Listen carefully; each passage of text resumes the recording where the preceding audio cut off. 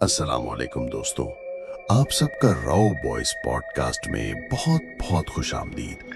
मैं हूं आपका होस्ट मिस्टर राव। और मैं हूँ मिसेज राव।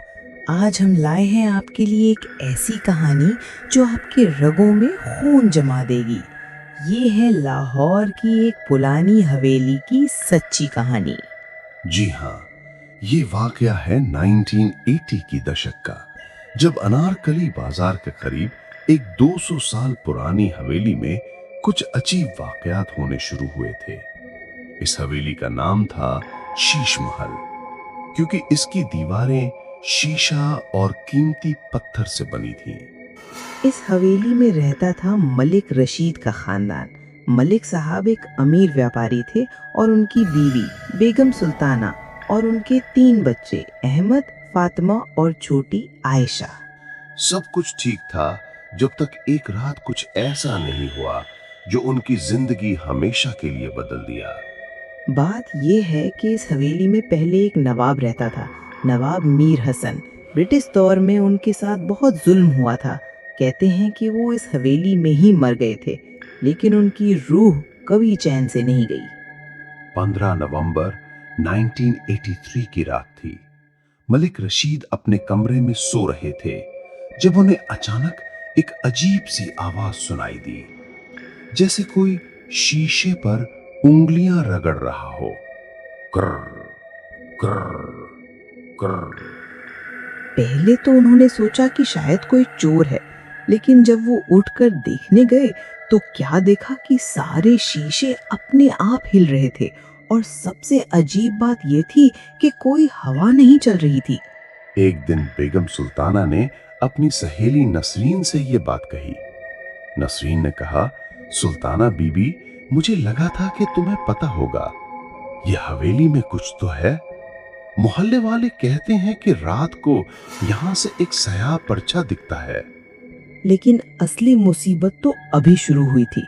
3 दिन बाद छोटी आयशा, जो सिर्फ 7 साल की थी, वो नींद में चलने लगी।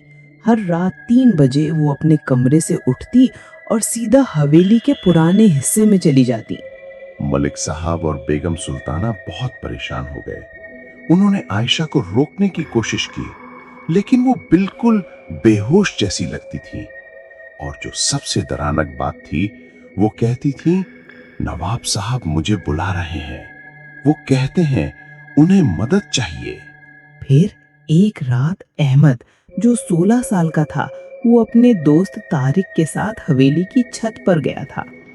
उन्होंने सोचा कि शायद कोई प्रैक्टिकल जोक कर रहा है, लेकिन जो उन्होंने देखा। तारिक बाद में बताया कि उसने देखा था एक आदमी जो सफेद कपड़े में था, वो छज्जे पर खड़ा था। उसका चेहरा साफ नजर नहीं आ रहा था, लेकिन उसकी आंखें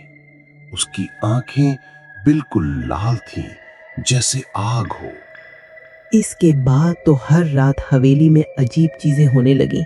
खाना पकाने वाले बर्तन अपने आप हिलते थे, दरवाजे खुद ब खुद खुलते और बंद होते थे, और सबसे बुरा ये था कि हर कमरे में एक ठंडी हवा चलती रहती थी। मलिक रशीद ने सोचा कि शायद कोई जिन भूत का चक्कर है। उन्होंने मौलवी अब्दुल रहमान साहब को बुलाया। मौलवी साहब बहुत ताकतवर आदमी थे और जिन भूत के मामले में मशहूर थे। मौलवी साहब जब हवेली में आए तो उन्होंने फौरन कहा, यहाँ कोई मजलूम रूह है, इसके साथ बहुत जुल्म हुआ है और वो बदला लेना चाहती है। उन्होंने बताया कि नवाब मीर हसन को अंग्रेजों ने यहाँ कैद किया था और उनके साथ बहुत बुरा सलूक किया था। फिर मौलवी साहब ने एक काम किया। उन्होंने कहा कि हमें नवाब साहब की रूह से बात करनी होगी। उन्होंने हवेली के सबसे पुराने कमरे में, जो बेसमेंट में था, वहां एक मजलिस रखी। उस रात जब मजलिस शुरू हुई तो अचानक सारे लाइट्स बुझ गए। फिर एक बहुत ठंडी हवा चलने लगी और फिर एक आवाज आई, एक बुलंद आवाज जो कहती थी, मैं सिर्फ अपना हक चाहता हूँ, मेरी बेटी कहाँ है? तब मौलवी साहब ने समझा कि मसला क्या है।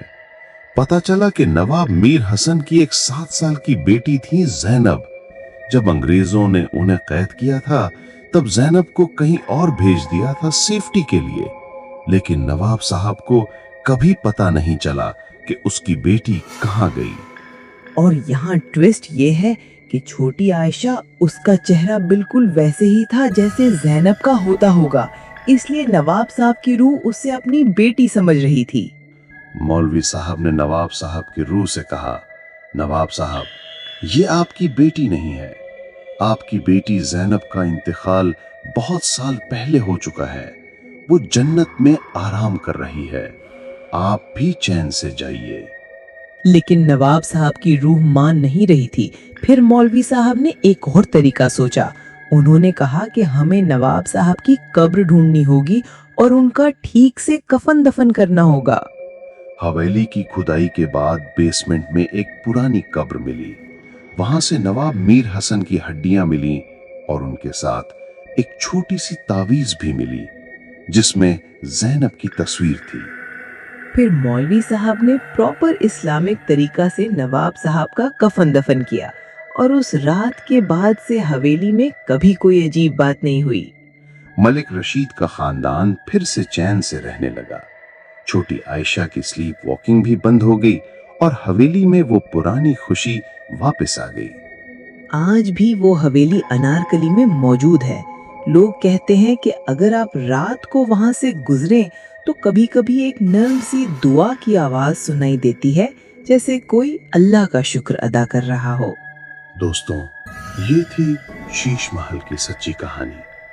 इस कहानी से हमें ये सीख मिलती है कि हर रूह को चैन चाहिए और अगर हम सही तरीके से उनका एहतराम करें तो वो हमें कोई नुकसान नहीं पहुंचाते। अगर आपके पास भी कोई ऐसी पुरानी हवेली या मकान की कहानी है तो हमें जरूर लिखिए। हमारा ईमेल एड्रेस है rawwhitepodcast@gmail.com। और अगर आपको ये एपिसोड पसंद आया हो तो लाइक, शेयर और सब्सक्राइब जरूर करिए। अगला एपिसोड हम लाए हैं कराची की एक पुरानी कोठी की कहानी, भूत बंगले की मलका।